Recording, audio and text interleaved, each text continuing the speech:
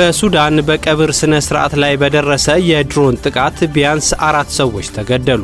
በአንድ የማይረጋውና በሶስት አረፍተ ነገሮች መሃል የሚፋረሰው የፕሬዝዳንት ዶናልድ ትራምፕ ንግግር የዓለም አቀፍ የንግድ ሂደቶችን መርጊያ አሳጥቷል። የፕሬዝዳንት ዶናልድ ትራምፕ አስተዳደር ኢራናውያን ስደተኞችን ወደ ማዕከላዊ አፍሪካ ሪፐብሊክ ለመላክ ማቀዱን ሮይተርስ የዜና ወኪል ዘገበ።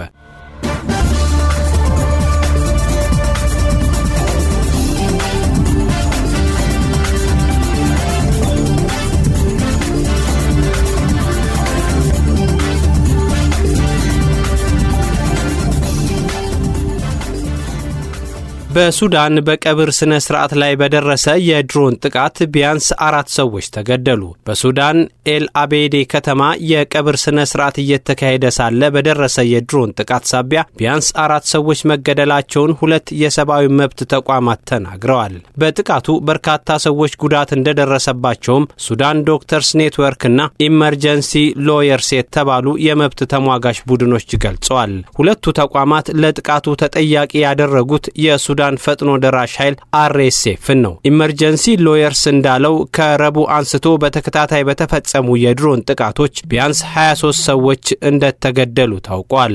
RSF ስለቀረበበት ክስ አስተያየት አልሰጠም። ኤል ኦቤይድ ከተማ አሁን ላይ በፈጥኖ ደራሽ ኃይሉ ቁጥጥር ስር ትገኛለች። ከተማዋ በ3 ዓመታቱ የሱዳን የእርስ በርስ ጦርነት ዋነኛ የውጊያ አውድማ ከሆኑት ከተሞች መካከል ትጠቀሳለች። የሱዳን የእርስ በርስ ጦርነት ከዓለም እጅግ የከፋውን ሰብአዊ ቀውስ ያስከተለ ሲሆን ከ11 ሚሊዮን በላይ ሰዎች ከቤት ንብረታቸው ሲፈናቀሉ ከ28 ሚሊዮን በላይ የሚሆኑት ለከፍተኛ ረሃብ ተጋልጠዋል። ምን ያህል ሰዎች እንደሞቱ ይፋዊ አሃዝ ባይኖርም ቢያንስ 50 ሺህ እንደተገደሉ ይገመታል። ኢመርጀንሲ ሎየርስ እንዳለው በመኖሪያ ቤቶች አካባቢ በአውሮፕላን ማረፊያ አቅራቢያና በወታደራዊ ሰፈር ዙሪያ የድሮን ጥቃቶች ደርሰዋል። በጥቃቱ 13 ንጹሃን ዜጎች መገደላቸውንም አሳውቋል። ከዚህ ቀደም በደረሰ ጥቃት ደግሞ 5 ንጹሃን ዜጎች እንደተገደሉ ተገልጿል። ሱዳን ዶክተርስ ኔትወርክና ኢመርጀንሲ ሎየርስ እንደገለጹት ሐሙስ ዕለት ምግብ በጫነች ተሽከርካሪ ላይም ጥቃት መፈጸሙን አሳውቀዋል።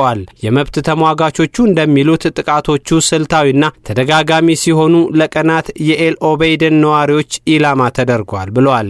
ኤል ኦቤይድ በነዳጅ በበለጸገችው ኮርዶፋ ግዛት ውስጥ የምትገኝ ከተማ ናት። ከተማዋ ካላት ስትራቴጂካዊ ጠቀሜታ አንጻር የውጊያ አውድማ ሆናለች። RSF ከተማዋን ሲቆጣጠር የሱዳን ጦር ደግሞ በስተምዕራብና ምስራቅ አቅጣጫ ያለውን ክፍል እያስተዳደረ ይገኛል። በዚህ ቀጠና ይዞታን ማስፋፋት ከነዳጅ ምርት ተደራሽነት ጋር እንደሚተሳሰር ተንታኞች ይናገራሉ።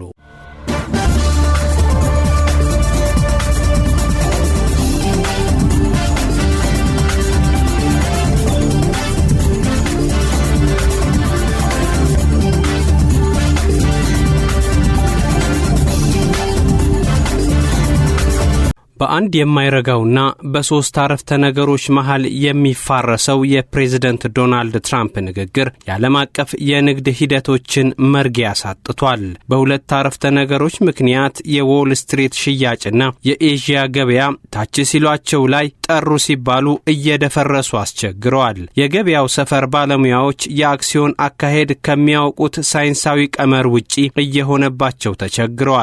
ወትሮውኑ ከዓለማችን ሰላምና ከፖለቲከኞቹ መልካም አንደበት ጋር የተጋመደው የዓለም ገበያ ተናጋሪዎቹ ሲከፋቸው እየከፋው፣ እነርሱ ሲደሰቱ እየተረጋጋ በፖለቲከኞቹ መንገድ እየተጓዘ ቀጥሏል። ፕሬዝዳንት ዶናልድ ትራምፕ ኢራን ባላሰበችው መንገድ ጥቃት ይደርስባታል ማለታቸውን ተከትሎ የኤዥያና አሜሪካ አክሲዮኖች በከፍተኛ ሁኔታ ጨምረዋል። የአሜሪካንን የፋይናንስ ኢንዱስትሪ በመምራት እንዲሁም የዓለማችን የምጣኔ ሀብት ማዕከል በመሆን የሚያገለግለው ዎል ስትሪት የቀደሙ የመረጃ ስርዓቶቹ ፈጣን ቢሆኑም አንዱ ካንዱ ጋር የሚጣረስ ግን አልነበረም። ቀድሞ የወጣው መረጃ ለቀጣዩ ፋይናንሺያል አሃዝ ደጋፊና አስረጂ የነበረ ቢሆንም አሁን ግን የደቂቃዎች ልዩነት መረጃዎች አንዱ ሌላኛውን በመሻር ወይንም በመተካት የግዙፉን ተቋም የሥራ ሂደት እያበላሸው ይገኛል። ፕሬዝዳንት ዶናልድ ትራምፕ ኢራንን እንደሚመቱ ሲያሳውቁ ያሻቀበው የአክሲዮን ገበያ መደራደራችን አይቀሬ ነው ሲሉ ደግሞ የከፍታና ዝቅታውን መንገድ በመግታት ለውስን ጊዜያት መረጋጋትን አሳይቷል። ኤስፒ 500 የተባለውና የ500 ታላላቅ የአሜሪካ ኩባንያዎችን የሚያትተው አመላካች ሐሙስ ዕለት ያሳየው ጣሪያ የነጋዴዎቹን ብቻ ሳይሆን የተጠቃሚዎችንም ውሳኔ አናግቷል። በእነዚህ ኩባንያዎች ሰንሰለት ውስጥ በቀጥታና በተዘዋዋሪ የተሳሰሩ የኤዥያና አፍሪካ የንግድ መስመሮችም ትርፍና ኪሳራቸውን ከወዲሁ እያሰሉ ይገኛሉ። ኤስፒ 500 የአክሲዮን አመላካች በዕለተ ሐሙስ ውሎ የ1.8 በመቶ ልዩነት በማሳየት በችግር ወቅት መከሰት ያለበትን የ3 ቀናት ኪሳራን በሰዓታት ውስጥ አስተናግዷል። በአንጻሩ የቴክኖሎጂ ሽያጮች ተስፋ ሰጪ መሻሻል ያሳዩ ሲሆን ናስቃድ ኮምፖዚት 2.5 በመቶና ዳው ጆንስ ኢንዱስትሪያል ደግሞ 1.9 በመቶ ጭማሪ በማሳየት የገበያውን ከፍታና ውድቀት አመላክተዋል። የደቡብ ኮሪያ፣ የጃፓን፣ የታይዋንና ሆንግ ኮንግ የቴክኖሎጂ ኩባንያዎች ደረጃቸው የተለያየ ቢሆንም ትርፋማነታቸውን የሚያመላክት የአክሲዮን ንግድ አከናውነዋል። የደቡብ ኮሪያው ኮስፒ የፈረንጆቹ 2026 ከገባ ጀምሮ ትርፋማነቱ ያልወረደ ሲሆን አሁን ላይ በርካታ የገበያ መሰናክሎች ባሉበት በዚህ ጊዜ በዛው መንገዱ ቀጥሏል። አሁንም ኩባንያው በዓለም የፖለቲካ ዝብርቅርቅ ምክንያት ሳይናወጥ የ8 በመቶ ትርፍ ማግኘቱ የተገለጸ ሲሆን የጃፓኑ ኒኬ 225 የ4 በመቶ ትርፍ ማስመዝገብ ችሏል። የታይዋን የቴክኖሎጂ ኩባንያዎች በጥቅሉ የትርፍ መጠናቸው በ2.4 በመቶ ማደጉ የተነገረ ሲሆን የአውስትራሊያ የዘርፉ ድርጅቶች የ1.8 በመቶ የትርፍ እድገት አስመዝግበዋል። ፕሬዝዳንት ዶናልድ ትራምፕ አንድ ንግግራቸው የሚያመጣውን ተጽዕኖ የተረዱ አይመስሉም። ከኢራን ጋር ባለው ግጭት ሳቢያ ዓለምን በችግር ያሰባሰበው የሆርሙዝ ወሽመጥ አሁንም ማዕከላዊነቱን አላስነጠቀም። የሞትና የጉዳት መጠን እየተስተዋለ ባለበት በዚህ ወቅት ከኢራን ጋር ያለን ጠብ ሊፈታ ይችላል የሚለው የፕሬዝደንቱ አስተያየት የነዳጅ ዋጋ በ1 በመቶ ዝቅ እንዲል ያደረገው ሲሆን በአንዳንድ ቦታዎች የኢራንን ፍንጭ በማከል የማሻሻያ ዋጋው ከዚህም የተሻለ እንዲሆን ሆኗል። ፕሬዝዳንት ዶናልድ ትራምፕ መጪዎቹ የእረፍት ቀናት የኢራንን ጦርነት ለማስቆም አንዳች ተስፋ ይዘው ይመጣሉ የሚል ሐሳባቸውን በዋይት ሃውስ የሰጡ ሲሆን በኢራንም በኩል ተቀባይነት ያለው የሰነድ ማጠናቀቅ ሥራ እየተሰራ ይገኛል ተብሏል። ይሁንና ይህንን ንግግር ተከትሎ የመጣው ውስን የገበያ መረጋጋት ፍንጭ ለረጅም ጊዜ የሚቆይ አይመስልም። ምክንያቱም ተመሳሳይ ተስፋዎች ባለፉት 3 ወራት ውስጥ በተደጋጋሚ ሲነገር ቆይተው ባልተጠበቀ ጊዜ ሲከስሙ ታይተዋል።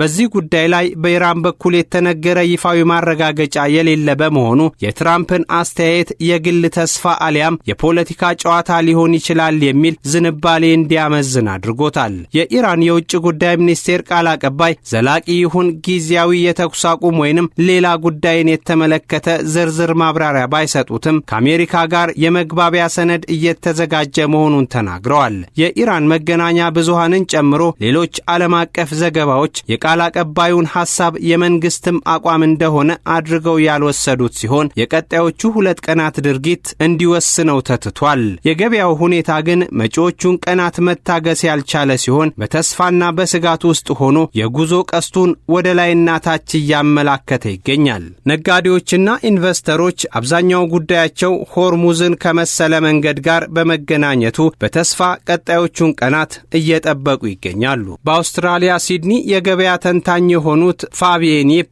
የጂኦፖለቲካው ነጸብራቅ ትርጉም ያለው ለውጥ በንግድ ሂደቱ ላይ የሚያመጣ መሆኑን ገልጸው የሆርሙዝ ጉዳይ ግን ከዘርፉ ምሁራን ትንታኔና ግምት በላይ መሆኑን ያስረዳሉ። በቀደመው መሰል ገጠመኝ ያለፈችው ዓለማችን የአሁኑን አይነት የጂኦፖለቲካ ፈተና ገጥሟት የማያውቅ ሲሆን አሁን ላይ ዓለም ሁሉ ነገሯን ለተወሰነ ቡድን የሰጠች ይመስላል። በተለይ የምጣኔ ሀብቱ ጉዳይ በሀብታም ፖለቲከኞች እጅ ከገባ ወዲህ ሳይንሳዊው የዓለም ምጣኔ ሀብት ቀመሩን ለቆ አዳዲስ ስሌቶችን እያስተዋወቀ ይገኛል። የዓለም ባንክ የምድሪቱ ምጣኔ ሀብት በመካከለኛው ምስራቅ ግጭት ምክንያት ወደ ኋላ እየተጎተተ መሆኑን ገልጿል።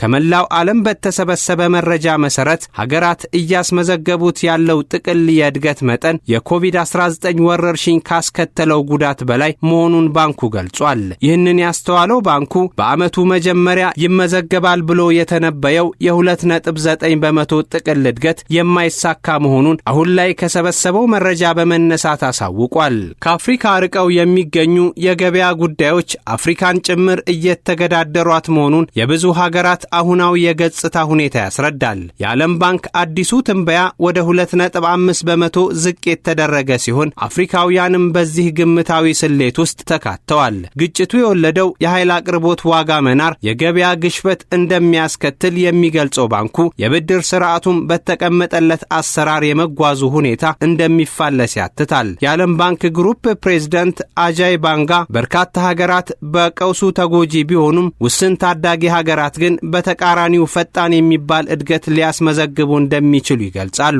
ዓለም አቀፋዊው ጫና ተመሳሳይ ቢሆንም አዳጊ ሀገራት ሁሉንም አይነት የመወዳደሪያ መስክ የሚሞክሩ በመሆናቸው ተጠቃሚነታቸው ይቀድማል ሲሉ ተስፋ ሰጥተዋል። እነዚህ ታዳጊ ሀገራት በሚያሳዩት ጥረት ሁሉ ታግዘው ለውጥ የሚያመጡ ከሆነ የዓለም ባንክ ጥረታቸው እንዳይቋረጥ ለማድረግ የ$60 ቢሊዮን የድጋፍ በጀት ማዘጋጀቱ ታውቋል። በቀጠናው ያለው ግጭት ቀጥሎ ምጣኔ ሀብቱ ላይ የሚደርሰው ጉዳት የሚባባስ ከሆነ የባንኩ እገዛ ወደ $100 ቢሊዮን ከፍ ሊል እንደሚችልም ታውቋል። የሁሉ መሰረት የሆነችው ሰላም ያደፈረሳትንም ያልነካትንም እየቀጣች ትገኛለች። በአጭሩ ይቋጫል ተብሎ የተጀመረው የመካከለኛው ምስራቅ ጦርነት በመራዘሙ የተከተሉት ችግሮችም ተራዝመዋል። ይህ የብዙዎችን ቤት ያንኳኳው የኢራን አሜሪካ ጦርነት የሚያሳየው ተስፋና ስጋት የገበያውን ውል በማሳጣት የጥፋት አድማሱንም ሰፊ አድርጓል። ይህንን ውል ለመያዝና ስርዓተ ንግዱ በተበጀለት መንገድ እንዲሄድ የነገው ቅዳሜና የነገ በስቲያው እሁድ ወሳኝ ተጠባቂዎች ናቸው። ዘ ጋርዲያን፣ አልጀዚራና ሮይተርስ የዘገባው ምንጮች ናቸው።